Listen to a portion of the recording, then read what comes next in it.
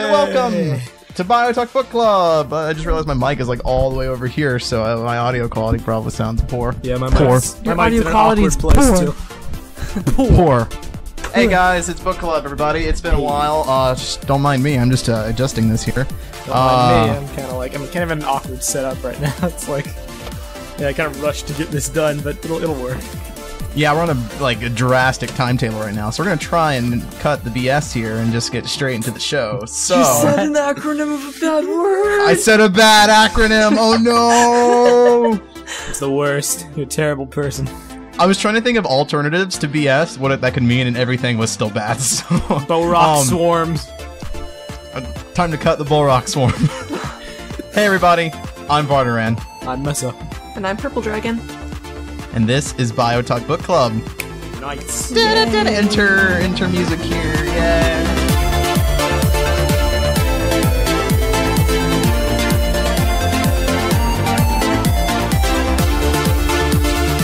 Finally, it's the penultimate episode before the end of the book. Dude, the book is almost over. Oh, thank you for joining us, Purple. You haven't even read any of the other chapters. No. Why did you say that? Don't break the immersion. Purple's read the entire book. Purple's a great Bionicle fan who supports the theme. It's okay. They'll be distracted with her face. It's fine. Yay, compliment my face. This was a really, really good chapter that I read yesterday and have now forgotten everything that was in it. I got you, Bar. Don't worry. Bear with me here because this is going to be a train wreck and a half. So I can help. This was basically chapter. They go somewhere. They did stuff. Hey, what is the number of this chapter? 5. This was chapter 5. Escape from the spider's lair. I'm not reading that. Oh, did I say that right? Yeah, escape from the spider's lair. Okay. Oh my gosh, Bar. Wow. I thought I said liar, but I said lair. I said the right thing, and I thought it anyway. What? Escape from the spider's lair. We left off on the last chapter with the protectors discovering a loss and the chamber of the skull spiders underneath the ancient city. And they were like, well, what are we gonna do now? And I think it was Nilku who was like, don't worry, I've got a plan. Yes. Well, it turns out that plan, as we continue on to this chapter, was to just shoot at things because they didn't really have a plan because the protectors all charge out. They start shooting at the ceiling. And I guess there was a crack in the roof or something. Yeah, I think they were trying to collapse the cave. They were trying to collapse the cave, and so they're shooting at it. The skull spiders are like, what? Nuh-uh. So they start charging them. There's this big epic battle where the protectors are like shooting back at the skull spiders while still shooting at the ceiling, and things start crumbling down. Stalactites start falling and crushing things, and all is going crazy. But then they notice, whoa, what was that snap? Boom! Out pops a leg from the cocoon that the protectors had dragged in, and Lost is starting to break free from the web encampment. His return to prominence. His return to prominence, everybody. You've waited a whole year and a half for this. Oh man, he's starting to break from that cocoon that he wove, or that the skull spiders wove. So there's even more urgency now. This is really urgent. They're rushing through the cave, shooting down spiders, blowing up the ceiling. Lost is popping out of a cocoon. Things are going crazy. And then Lost keeps breaking out. Skull spiders are attacking. I forget how it escalates to the point where kind of forget too. A savior comes in. So the epic snake. Yeah, did they get surrounded or something? I think so. I think it was just like, there's way more skull spiders than we can handle. We can't fight Lost because he's such a strong adversary. You know, you put up. Yeah, Lost is breaking out. Legs keep breaking out. Get attacked and stuff. It's going crazy. This is a very action-filled chapter. So there's not a lot of like nitty-gritty details. There's not a lot of like stopping exposition storytelling here. It's all action, and it's a really good chapter. Because it's a very fast read because of it. But yeah, so they get surrounded by the skull spiders. They're like, oh no, we're doomed. And boom, pops in the Great Devourer from Ninjago, here to save Bionicle from the destruction of Chima and other failed Lego lines. Wow. The Great Devourer's like, don't worry, everybody. I'll make sure that you get a third year. We'll share some of our massive amounts of money with you. Keep it going. Wow. So he's gonna devour the negativity surrounding the fan. Oh my god. The Great Devourer comes in, he starts smacking skull spiders, he rolls over them and stuff, and he's crushing them, and Lost breaks free, the Protectors jump on the Great Devourer, and they freaking speed through the tunnel, freaking Lost is chasing after him, he's finally free out of his cocoon, he's chasing after him, his legs are going crazy, he's faster than they thought, and the ceilings are still freaking crumbling and falling and crushing people and things and stuff and things and stuff. And we get action! it. Action! Woo! Excitement! Yes! Woo! Yeah! Yeah! This is so stupid. Yeah. What are we doing? I don't know. And then, what happens after that, I forget. The ceiling crashes down on Lost, and the Protectors narrowly escape through a crack in the tunnel. That's what happened. So, yeah, through, like, some sheer luck, the ceiling crushes Lost, but doesn't crush the Protectors. So yeah, there you go, everybody. You waited yeah, let's all have a moment of silence for the Lord of Skull Spiders. Lost is truly lost now. Oh, that was meant to be a moment of silence, and instead you chose to say an insensitive joke. That is Rip in peace, Lost. You were a good villain who, well, not really. You were a villain. Well, not really. You were a spider who never really got his time to shine. Is he really a spider if he only has 6 legs? He's a dude who didn't get a fair Is he really a dude if he has 6 legs? Yeah, he has 6 legs. He's Spiders just have 8 legs. He's just an unlucky person, creature who did not get his time to shine. Didn't get his time to shine, finally returned in Revenge of the Skull Spiders, only to be crushed by a bunch of rocks. Protectors came in to finish the job of the Toa. Listen, at this point, we can basically confirm that the Toa are idiots, right? Before, it was like speculation. It was like, okay, well, we don't know if Lost is dead or not. He's freaking alive and nearly killed the Protectors, because the Toa were too negligent to go back and make sure Lost was done. All it would have taken him is like 10 seconds, have Leewood use his flight powers to go down and check his pulse. Freaking... Heck, just make a Nua crush in the cavern that he fell in. We don't even need to check on him. Just crush it. But what just if, like, sure Leewood flew down there and, like, found Harvali and just, like, brought her back up and was like, hey, how you doing? There you go. That would have been great. She probably would have become the chronicler if that was the case. Like, there you go. I mean, Golly could have shot some water down there and flooded the cavern and just drowned him. Yeah, Tahu could have caused like a magma like flow or whatever. Rip Harvali again. Him. Well, I suppose. Well, listen, no one cares about Harvali. Collateral damage is going to happen. Case in point, the entire BIONICLE. Collateral damage has happened. Yeah. So right. That basically ended chapter 5, 6. No, it didn't. 5, 6. Not in chapter 5. There's a ton more to go. Yeah, there's like the other villains. Oh, and, like, right. The entire I forgot. ending. Okay, yeah, no, you were right. I completely forgot. Bar. Even I knew that. No. Well, I didn't forget this happened, but when I read the chapter, I even noted in my mind, like, oh, wow, this is like a whole other chapter. And for whatever reason, I categorized them in 2 different chapters. It makes sense. So basically, we do get a whole nother chapter because, like, after they escape from the cave, the Protectors and the Snake travel into the ancient city, and they rise up to the ground and they emerge into the graveyard that the Toa fought some of the Skull Warriors last year in, which is still this year. So they're in the graveyard now, and they're like, whoa, this is creepy. What is going on? They see some, like, bodies of Skull Warriors, and they're like, well, this isn't good. And suddenly Skull Warriors start popping out of the ground and stuff. And they're like, oh, man. They start battling them out, and, like, the Snake is, like, helping them. He rolls over some Skull Warriors. Cool. And I think Nilku notes that there are some bodies already down that were defeated, so the Toa must have been here, and they must have been successful. They're literally right behind the Toa. It's hilarious. All through this chapter, they're like right on their heels. They get there after they fight the Skull Warriors, then they fought the Skull Scorpios, and then they hear the battle coming from the forge, and it's like, man, they were almost this close to being in the fight. It's that close. They're there the whole time. The Toa and Protectors versus everyone else. Yeah. So they kind of beat the Skull Warriors for like that exchange, and they continue down into the city. And they make it to the tomb of Akimu, and they notice that the statue of the Mask of Creation has fallen and crushed a Skull Scorpio. They're like, "Oh, that thing's creepy. Those legs. Don't want to know what those legs belong to." They go into the tomb. They realize that the tomb is empty. Kimu's body isn't there, and they're like, "Oh no, someone must have stolen Kimu's body." But then someone notes that there are markings or whatever on the tomb that I guess suggests that the person inside had risen from it. I have no clue what kind of markings that they would see that would give them that kind of impression. But it says that Vizuna said, "Look at these markings in the dust inside and around the edges of the sarcophagus. The person inside the coffin climbed out." So that, but like, I mean, really though, do we know that for sure? I mean, you could see like sketchy. hand marks of yourself, like pulling yourself up, and then like.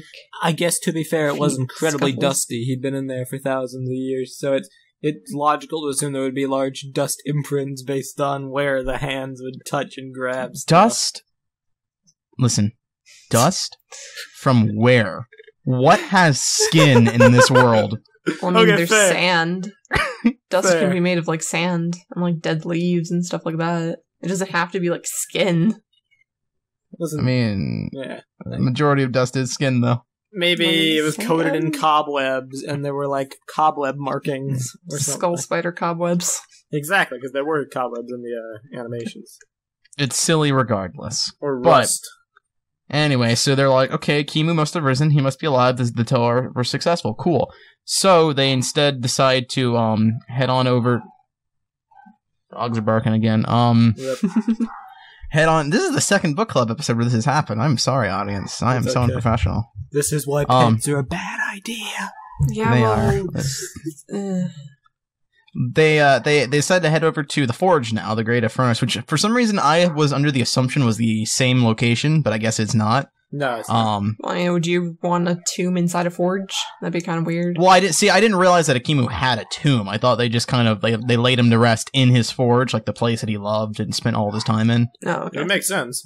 That's what I had assumed that happened. So like when they opened him up and they went back to the forge, I thought it was all part of the same building. But that doesn't matter. They head over to the forge and they see that the body of a skull basher dogs. Dogs are You going see- crazy, man. They're I hyping up my know. arm. Down with dogs. Are they the Robo Dogs from graphic novel 1? And the thing is, I can't even like pause this episode to go shut them up because we're on a timetable. Such is the way So- of the real person life who doesn't have a fancy recording studio. Yeah. Oh, But yeah, so they see the body of Skull Basher. They're like, "Oh man, that's creepy." They, same old. They walk inside the forge. They they see the body of Skull Grinder. Like, "Oh man, that's creepy." Same old. And then they see the bodies of the Toa, and their masks are broken. And they're like, that's not Oh, same no. old, same old. "What happened?" No. But then the chapter ends with a mysterious figure appearing behind So them. mysterious.